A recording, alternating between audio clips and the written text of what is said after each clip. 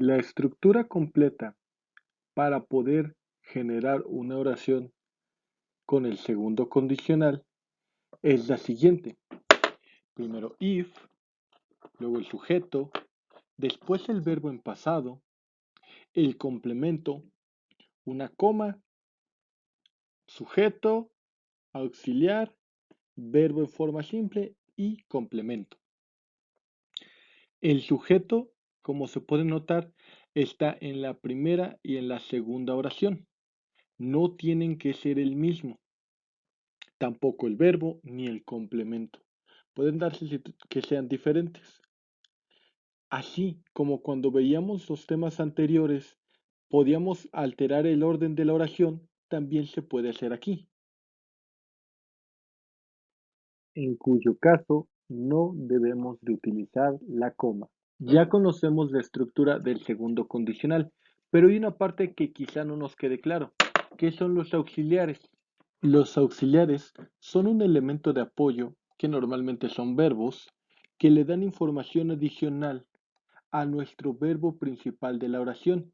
Esto no quiere decir que utilicemos cualquier auxiliar. En general, solo podemos utilizar would, could o might. Si mal no recuerdo, hay otras opciones como should, pero no estoy muy seguro de eso, así que por el momento simplemente utilizaremos estos tres. Antes de explicar cómo funcionan estos tres auxiliares, es importante aclarar la definición de lo que es un auxiliar. Imagínate que digo I run.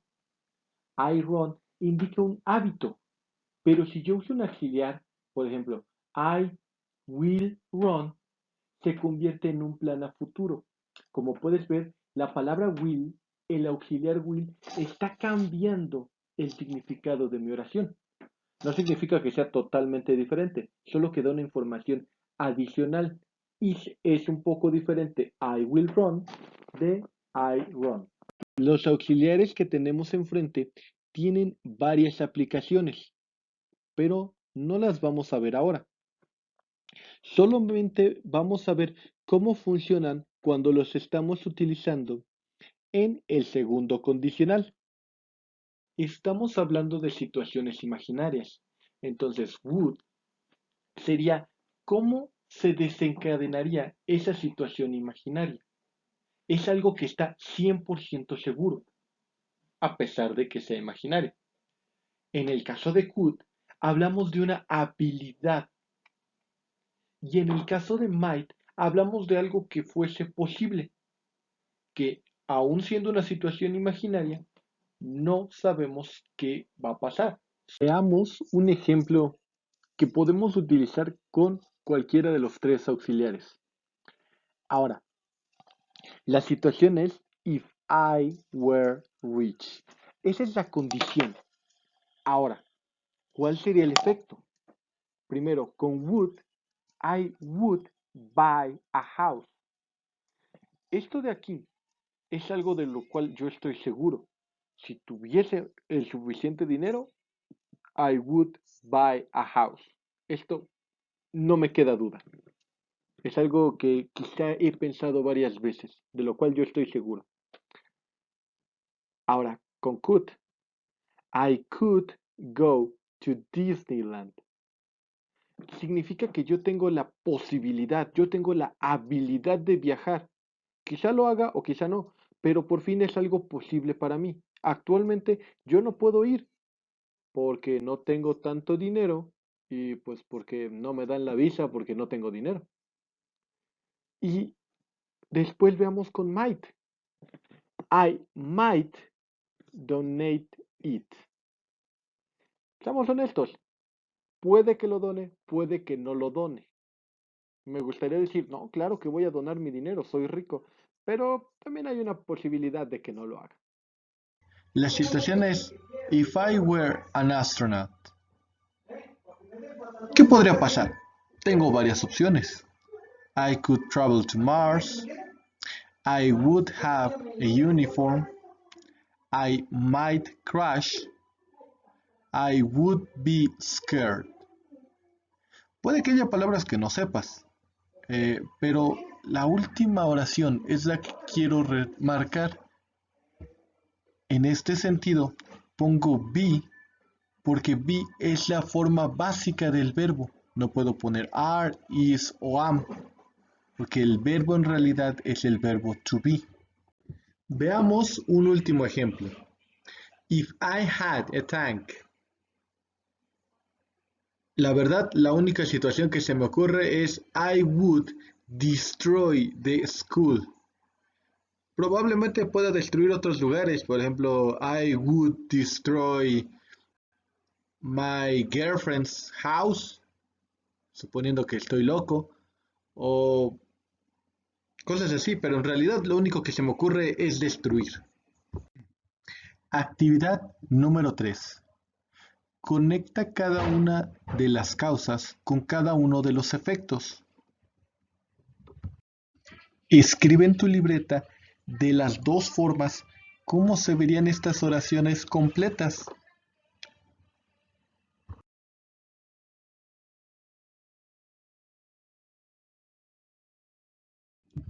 Ahora practicaremos nuestra pronunciación. Ya contestadas serían: If I had superpowers, I could protect people. If I were 6 years old, I would go to school. If you studied a lot, you would pass the exam. ¿Así es como las tenías? ¿Tienes todo bien? En caso de que no, considera que deberías checar otra vez los elementos básicos del video. Actividad número 4. Se te van a dar las causas y los efectos, pero se van a poner de manera simple. Va a haber partes de la oración que faltan. No vamos a tener los verbos conjugados, ni vas a saber cuál parte de la oración es la causa y cuál es el efecto. En tu libreta, escribe las oraciones completas. Escríbelas comenzando con if, pero también escríbelas comenzando con el resultado. Entonces tienes que tenerlos de ambas formas. Aquí están las respuestas a la actividad anterior. If my friend had 2 girlfriends, I would talk to him. I would talk to my friend if he had 2 girlfriends. Puedes notar que cuando comenzamos con if debo de agregar una coma. Pero si no comienzo con if, no agrego la coma. Además de que la sustitución solo la puedo hacer cuando ya identifique de quién estoy hablando. He would be a bad student if he cheated on a test. If he cheated on a test, he would be a bad student. If she broke a promise, her friend wouldn't be happy. Her friend wouldn't be happy if she broke a promise. If we lied, the teacher would not trust us. The teacher would not trust us if we lied. If I found a wallet, I would return it. I would return a wallet if I found it. Esta es la última actividad a realizar. Tienes 4 oraciones en amarillo. Son preguntas que tú debes de contestar. No necesitas contestarlas de ambas formas, de la manera que te sientas más cómodo. Ahora, las preguntas pueden ser algo difícil a primera observación, pero si te das cuenta en realidad es muy sencillo. Veamos la primera. Where could you go if you were Italian? Si te das cuenta, la parte de la condición se escribe como se escribe normalmente. If you were Italian. Esa es la condición. Ahora, ¿cuál es el resultado? En este caso, no nos dicen el resultado, nos lo están preguntando. Where could you go? Esa es la pregunta que tú debes de contestar.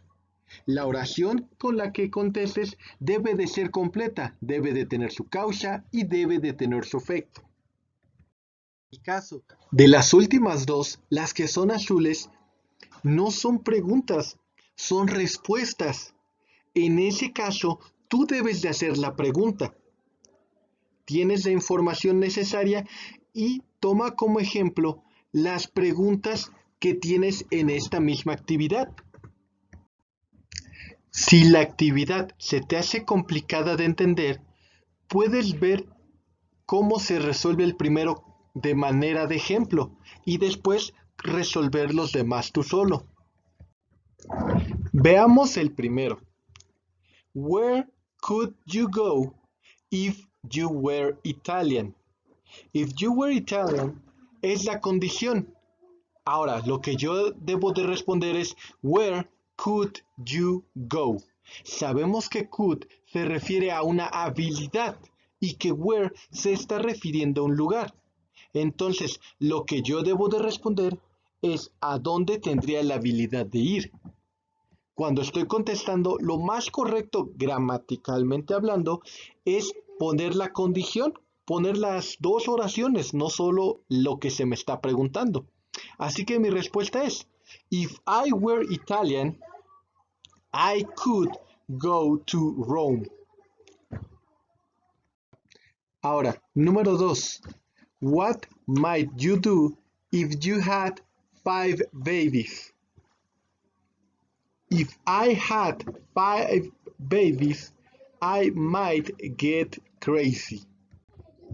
En este caso, voy a utilizar might porque es lo que se me está preguntando. No se me pregunta could ni se me pregunta would.